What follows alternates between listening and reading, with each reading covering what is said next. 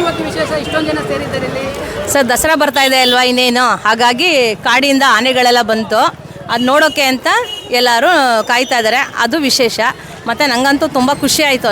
ನಾವು ಮೈಸೂರವರೇ ಆಗಿ ನಾವು ಲೈಫಲ್ಲಿ ಇದೇ ಫಸ್ಟ್ ಟೈಮ್ ನಾನು ನೋಡಿರೋದು ಈ ಅರಣ್ಯ ಭವನದ ಹತ್ರ ಆನೆ ಬರುತ್ತೆ ಅಂತ. ನನಗಂತೂ ತುಂಬ ಖುಷಿ ಆಯಿತು ಸರ್. ನೀವೆಲ್ಲಿರೋದು ಮೇಡಮ್?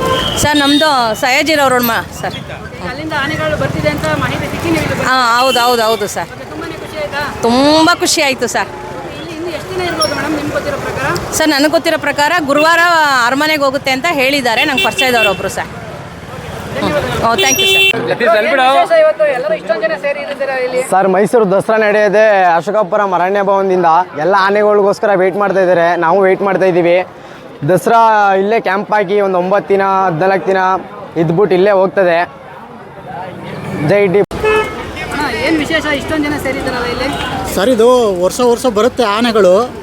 ದಸರಾ ಹಬ್ಬಕ್ಕಿಂತ ಮುಂಚಿತವಾಗಿ 1.5-2 ತಿಂಗಳು ಮುಂಚಿತವಾಗಿ ಕೂಗಿಸ್ತವೆ. ಈ ಸಂಭ್ರಮದಿಂದ ಇಲ್ಲಿ ಜನಗಳು ಸೇರಿ ಈ ಒಂಥರ ಹಬ್ಬದ ಥರ ಚಿಕ್ಕ ಮಕ್ಕಳಾಗಲಿ ದೊಡ್ಡವರಾಗಿರ್ಬೋದು ಈ ಸಂತೋಷನ ಹಂಚ್ಕೊತಾರೆ ಪ್ರತಿಯೊಬ್ಬರು. ನಾವು ಕೂಡ ಮಗು ನೋಡಲಿ ಅಂದ್ಬಿಟ್ಟು ಇವಾಗ ಕರ್ಕೊಬಂದಿದ್ದೀವಿ. ಓಕೆ, ನಿಮಗೆ ನೋಡಿದ್ರೆ ನಿಮಗೆ ಸಂತೋಷ ಆಯಿತು? ಏನಂದ್ರೆ ತುಂಬಾ ಖುಷಿ. ಈ ಥರ ನೋಡಬೇಕು ಅಂತಂದರೆ ಒಂದು ಫಾರೆಸ್ಟ್ಗಳಿಗೆ ಹೋಗಬೇಕು, ದೊಡ್ಡ ಅರಣ್ಯ ಕಾಡುಗಳಿಗೆ ಹೋಗಬೇಕು, ಇಲ್ಲಾಂದರೆ ಝೂ ಗಾಡಿಗೆ ಹೋಗಬೇಕು. ಆದರೆ ಇಲ್ಲಿ ನಮಗೆ ಊರೊಳಗೆ ಬಂದಿರೋದ್ರಿಂದ ನಾವು ಪ್ರತಿ ದಿವಸ ಬೆಳಿಗ್ಗೆ ಹೊತ್ತು ರಿಕ್ವೆಸ್ಟ್ ಮಾಡಿಕೊಂಡ್ರೆ ಫಾರೆಸ್ಟ್ ಆಫೀಸವರು ಸರ್ ಒಂದು ಅರ್ಧ ಗಂಟೆ ಬಂದು ನೋಡ್ಕೊಂಡು ಹೋಗ್ತೀವಿ ಮಗು ಕರ್ಕೊಂಡು ಅಂದರೆ ಖಂಡಿತ ಬಿಟ್ಕೊಡ್ತಾರೆ. ಮಕ್ಕಳ ಜೊತೆ ನಾವು ಸಂಭ್ರಮದಿಂದ ಇರ್ಬೋದು. ಇಲ್ಲಿ ಎಷ್ಟು ದಿನ ಇರ್ತದೆ ಸರ್ ಇಲ್ಲಿ? ಇನ್ನೊಂದು ವಾರ ಇರ್ಬೋದೇನೋ ಸರ್. 5 ದಿವಸ ಅಂತೆ. ಮೊದಲೆಲ್ಲ ಒಂದು ವಾರ 15 ದಿವಸದವರೆಗೂ ಇರ್ತಾಯಿತ್ತು, ಈಗ 5 ದಿವಸ ಅಷ್ಟೇ ಅಂತ. ಯಾಕೆಂದರೆ ಟೈಮ್ ಇನ್ನೂ ಕಡಿಮೆ ಇದೆ ಅಲ್ಲ.